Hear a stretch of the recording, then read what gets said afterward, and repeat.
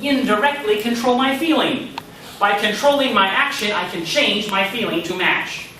We can pretend until we become reality. In English, we say, fake it till you make it, right? When we pretend, it happens. So this is fundamental. If we want to be brave, what should we do? Pretend we are already brave and fool ourselves, fool our mind into becoming brave. It happens every time. It's amazing. You come up, you feel terrified, but you pull yourself up. You look at people, you pretend that everyone owes you money. And what happens? The confidence comes. The bravery returns. By pretending, it becomes a reality. I remember when I was a kid, I was reading a story about a pirate. A pirate is the haidao. One eye, gun, no leg. A pirate. It was actually about a little boy on a pirate ship. And this little boy would watch the pirates do the pirate things. Steal gold, fighting. And the little boy was always afraid when there was a fight because he didn't want to die, so he would run and hide and watch. Well, one day the little boy walked up to the biggest, toughest pirate. This guy was huge, you know. Long hair, big shoulders, no neck. And the little boy pulled on his coat and said, "Excuse me, sir?" And the pirate looked down and said, "What?" He said, "Excuse me, sir? How can I be brave like you? When there's a fight, you run into the fight, swinging your sword. You have no fear. I run, I hide, I watch. Tell me your secret." And the pirate said, "Let me tell you the secret." He says, "Remember that in the beginning of the fight, we are all afraid. But when we feel afraid, we pull out our swords, shout loudly, then we lose our fear, and we become brave men." Interesting, isn't it? What happens first? Fear. Then what? Brave action. Then what? Losing fear. And that can be our experience as well. By pretending we are already confident, the confidence will come. The confidence will come. It happens every week in my public speaking classes. PhD students, nervous, terrified, fool me and fool themselves by pretending that they are already confident. Let me talk just quickly about some advantages and disadvantages of different sources of speech. We've talked a little bit about preparing. We have 4 choices when we are preparing. We can speak from points, we can memorize, we can read, or we can speak with no preparation at all. Let's take a look at some of the advantages and disadvantages of each of these types of preparation. If we speak from an outline or from points, we get credibility. We get ease of adjusting the speech. It's easy to modify, easy to change. If the speech to audience is different than you expected, well, you have flexibility to change. You can maintain eye contact, and you can have a natural pace. Disadvantages is your wording will not be perfect, and students always worry about that. I want my wording to be perfect. You know what I find? When their wording is imperfect, it's much easier to understand. Perfect. The natural approach is far easier for the audience to catch. Memorizing. What are the advantages? Precision, you can be exact. Smooth delivery, you have credibility. Eye contact, if you can remember. Disadvantages, potential for disaster. That if you forget one word, it's all gone. If someone raises their hand, gone. And then you have to pull out your notes and try to find your place. Unnatural pace. You can't control the pace, you only know one pace. Inability to adjust the speech. If you come in and the audience is different from what you expected, can you change? No, you just have one. Long preparation time. Reading advantage, precision and smooth delivery. Disadvantage, the credibility is undercut. People don't know if you know what you're talking about. You're only reading something. Anyone can read. Most people can read. Lack of eye contact, unnatural pace. You can't adjust the speech. And also long preparation time because you write every word so carefully and look up every word in the dictionary. Speaking with no notes, no outline. Advantages, no preparation time, eye contact, natural pace. Disadvantages, potential for disaster too. What if you can think of nothing, right? So our ideal choice is speaking from points, using an outline. Well, let me back up a bit. There are times for all of these. Speaking from points is good for the conference presentation. It's good for presentation at business meeting or university lecture. If you want to memorize, this is good for the first few words of the presentation. In fact, I have students memorize their first 3 sentences, just so that that's always good, always smooth.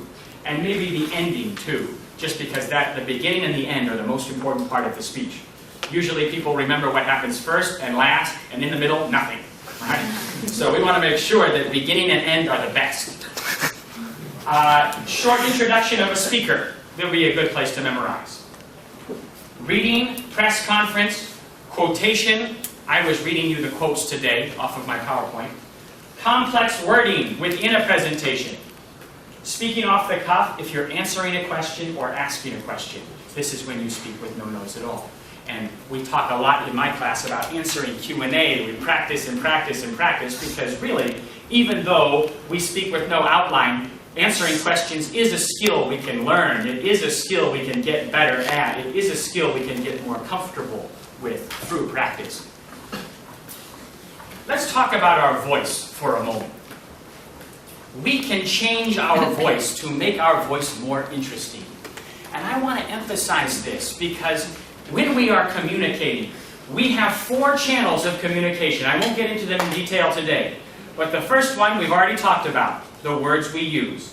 Simple and short is better. Second, the oral channel, which is the way I say my words. Then we have the visual channel, body language. Pictorial channel, what I show, the picture that I show forward. Now, what's interesting to note is the words we say is only 7% of our total message. That means 93% is not our words, but our body language, and the way we say our words, and the pictures we show. That's good news for those of us who are ESL learners. Even though our English may be low, we can still be great speakers if we use our other 3 channels well. This oral channel here can be modified in 3 ways. I can change my speed, my tone, my volume. I have a student right now in my Tsinghua class. It's last semester. His name is Dim Sum. I know, it's a strange name. I think that's a food. I don't know what. Anyway, his name is Dim Sum. He's an engineering student. And he is a very interesting speaker. And I always don't know why he's such a good speaker, because his English is so poor. Every time he talks, I always think, why is this so good? His English is horrible. But he uses his other channels so well. And he's so confident. Again, I don't know why he's so confident. His English is bad. But it's okay. Every time Dim Sum will talk, it's a strange situation because the room will become very quiet.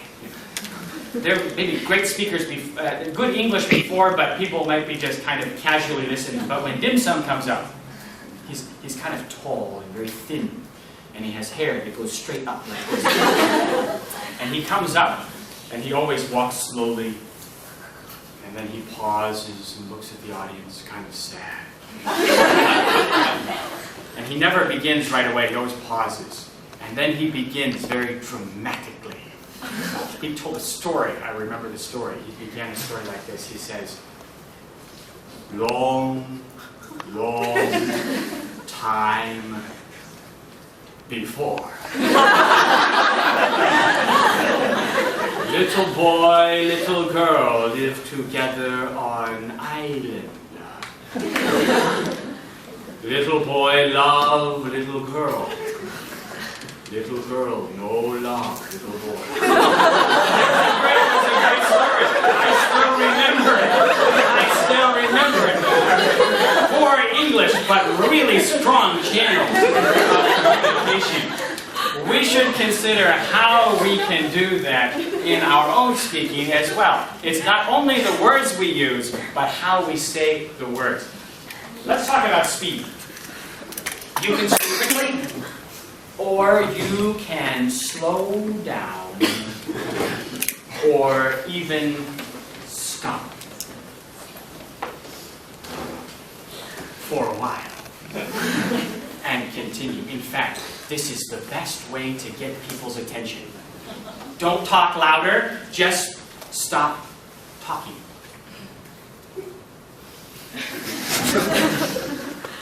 People wake up. They say, why isn't he talking? It's a great way to get your audience's attention and bring the inner tone. We can speak in a high tone, or we can speak low.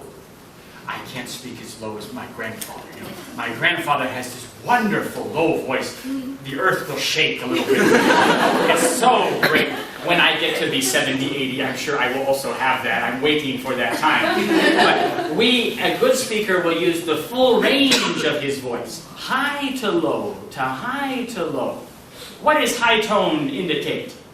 High tone indicates emotion and feeling, high intensity. When we want to get our audience's emotion, we use the higher tone.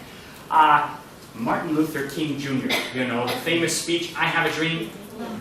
I used that speech in my class. I don't have it today. But what's so interesting about that presentation is that it's so high, amazingly high. I have a dream that one day, it's higher. And the crowd is just going crazy. You know? The emotion is so high. And of course, that is his goal in his presentation. And at the same time, what does the low tone mean? The low tone means authority and power. This is true. People don't doubt the low tone. People believe low tone. So when you're giving your results, your data, lower your voice. These are my results. I have a student who always does the opposite though. He goes, these are my results. Really, you're questioning. He looks like he's doubting himself. He looks like he doesn't trust his own results, so I don't trust them either. You see this on the television, you know. This is CNN, okay. But if they say this is CNN, you wouldn't believe it. Is it really CNN? Don't let your voice kill your key point, especially at the end of the sentence. Lower the tone at the end to make people believe you more. Now, a good speaker, we use a full range of our voice. High to low, to high to low. Whatever we do, we don't want to just speak in one tone. You know, monotone. Hello, my name is Steve. Now you're getting very sleepy. Eyes are closing. That monotone puts people into a trance, puts them to sleep. Avoid the single tone. Use a full range. Finally, volume. We can speak loudly or softly. And sometimes speaking in a whisper is a good way to catch people's attention. People think, why is he whispering? What is he saying? Good way to get the attention again. Use a quiet voice, especially for the key point. That's how we can change our voice to make it more interesting as well. I'm due for a break. And I learned a long time ago, if people go over 1 hour, they will sleep like babies. So I don't want you to sleep. Let's take 10 minutes, come back cheerful, happy, and full of sunshine, and we will finish up with our time together. 10-minute break. 精彩两句话，他又走了，会比较老。那应该就这样子。在啊，感觉传来。好。We're going to go ahead and get started here with our last bit of the time together. Next point. When we're speaking, we need to face the audience and speak clearly. As we said, very important, particularly when the size is big. And let me make another comment here. In my experience, Taiwanese students are too quiet. Too quiet. Can't hear them. They may have wonderful things to say, but it's like they're talking to themselves. I just can't hear them. Better. Louder is better. Too loud is better than too soft. At least people can understand you. Another key point is, sometimes students think, my English is poor, so I'm embarrassed, so I will speak in a low voice. The problem is, if you have bad English and your voice is low, it's impossible. If your English is poor, be louder. At least